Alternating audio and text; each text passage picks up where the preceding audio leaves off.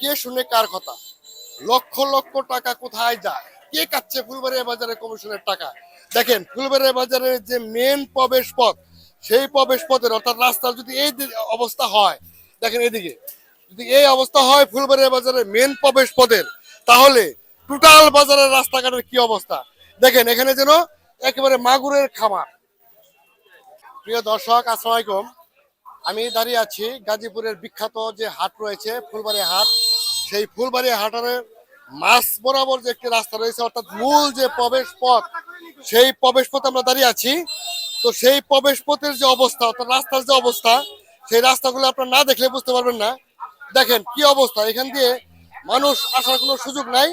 শত শত মানুষ সেই রাস্তা বাদ দিয়ে কিন্তু আপনার মার্কেটের উপর দিয়ে যে পা পথ, সেই পা পথ দিয়ে আসতেছে।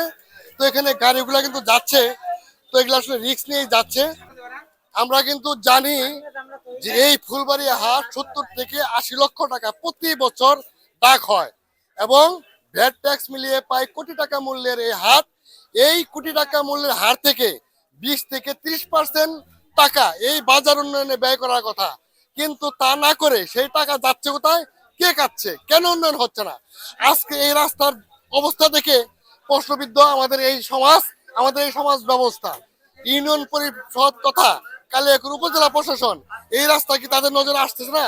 যে এই রাস্তার যে অবস্থা দেখেন, আমার হাঁটার কথা রাস্তা দিয়ে কিন্তু হাঁটতে পারছি না।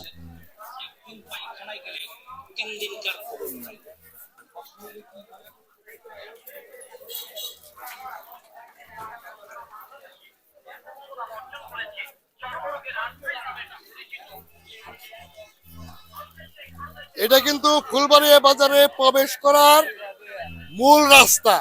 সেই রাস্তায় কিন্তু অলরেডি কুচুরি পানা জমে গেছে, ঘাড় জমে গেছে। অর্থাৎ কি নিদারুণ অবস্থার মধ্যে ফুলবাড়িয়া বাজারের ব্যবসায়ীরা আছে, সেই দৃশ্য ধারণ করছি এবং আপনাদেরকে দেখাচ্ছি। এই জন্য মগের মূল্যকে বাস করছি আমরা। দেখেন এদিকে, দেখেন আরেকটু দেখাই। এই যে দেখেন রাস্তা, এই জন্য মাগুরের খামার, অর্থাৎ মাগুর মাছ চাষ করা যাবে এরকম একটা রাস্তা। ফুলবাড়িয়া বাজারে মূল প্রবেশ পথে কিন্তু এরকম অবস্থা। বেহাল দশার মধ্যে ফুলবাড়িয়া বাজারের ব্যবসায়ীরা আছে। অথচ অথচ এই ফুলবাড়িয়া বাজার প্রতি বছর লক্ষ লক্ষ টাকা ইজারা দেওয়া হয়, এবং এই টাকার 20 থেকে 30% অংশ এই বাজার উন্নয়নে ব্যবহার করার কথা, তা কিন্তু হচ্ছেই না। বরঞ্চ এই দুর্দশা লাঘব করার জন্য বর্ষার মধ্যে বিন্দু মাত্র যে একটু সংস্কার, সেই সংস্কারের বালাই পর্যন্ত নাই। তো এই যে অবস্থা, কে দেখে কার কথা? এখানে ভুক্তভোগী যারা রয়েছে, ব্যবসায়ী যারা রয়েছে, তাদের সাথে কথা বলে আমরা জেনেছি, আমরা অসংখ্যবার ফুলবাড়িয়া ইউনিয়ন পরিষদে আমরা কমপ্লেন দিয়েছি যে এই বাজারের রাস্তাটা করা অত্যন্ত জরুরি। কে শুনে কার কথা? এই জন্য মগের মূল্য। বাংলাদেশে কোনো সরকার আছে কিনা আদৌ প্রশ্নের বিষয়।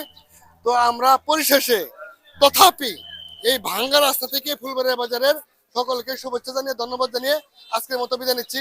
সকলে ভালো থাকবেন, সুস্থ থাকবেন, নিরাপদ থাকবেন। আল্লাহ হাফেজ, আসসালামু আলাইকুম।